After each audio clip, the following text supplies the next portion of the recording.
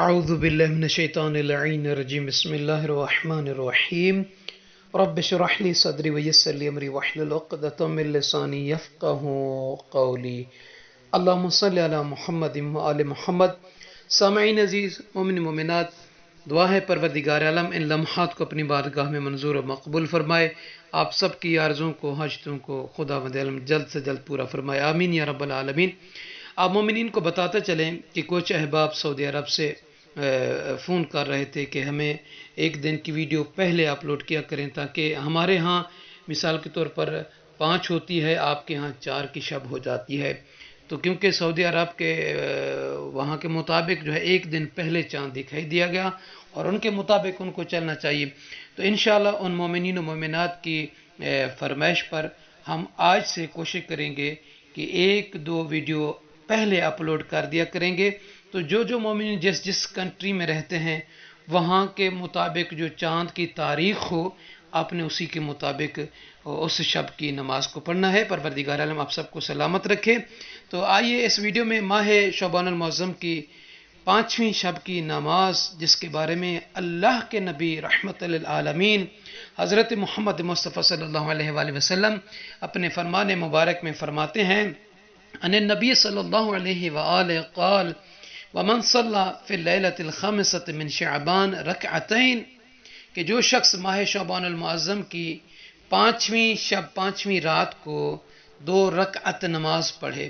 نیت اس طریقے سے کرنی ہے کہ ماہ شعبان المعظم کی 5ویں رات کی 5ویں شب کی نماز 2 رکعت نماز پڑھتا ہوں یا پڑھتی ہوں قربتاً الی اللہ. اللہ اکبر.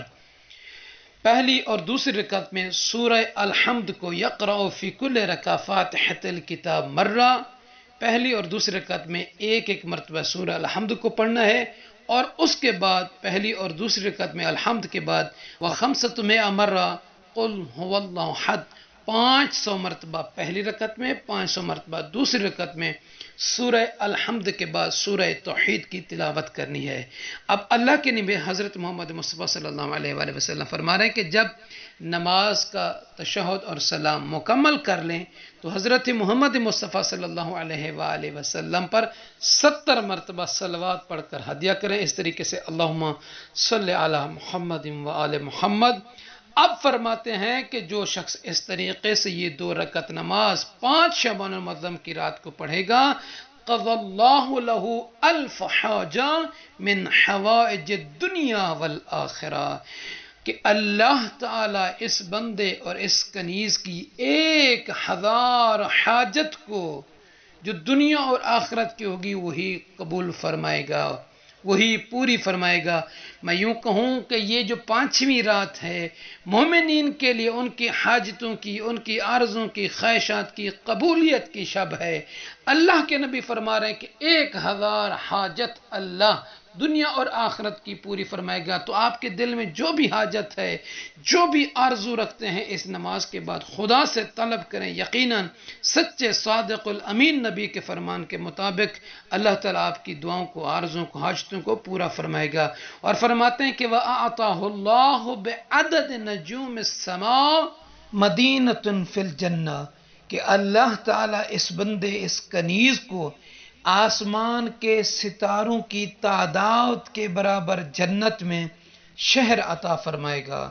اور 5ویں دن کے روزے کی فضیلت کے بارے میں آقا دو جہاں حضرت محمد مصطفیٰ صلی اللہ علیہ وآلہ وسلم فرما رہے ہیں وَمَنْ صَامَ 5 ایام من شعبان حبب الی العباد، کہ جو شخص، جو کنیز ماہ شعبان المعظم کے 5ویں دن کا روزہ رکھے گا یا رکھے گی، اللہ تعالی لوگوں کے دلوں میں اسے محبوب قرار فرمائے گا. یعنی لوگوں کے دلوں میں اس کے لیے محبت پیدا ہوگی، لوگ اس سے محبت کریں گے، وہ محبوب قرار ٹھہرے گا. تو دعا کرتا ہوں کہ پروردگار عالم آپ تمام مومنین مومنات کو اپنی حفظ و امان میں رکھے، آپ سب کی عرضوں کو، حاجتوں کو منصور و مقبول فرمائے. اور آپ سب سے عرض ہے کہ نجفی کربلا چینل کو سبسکرائب فرما دیجئے. جزاک اللہ.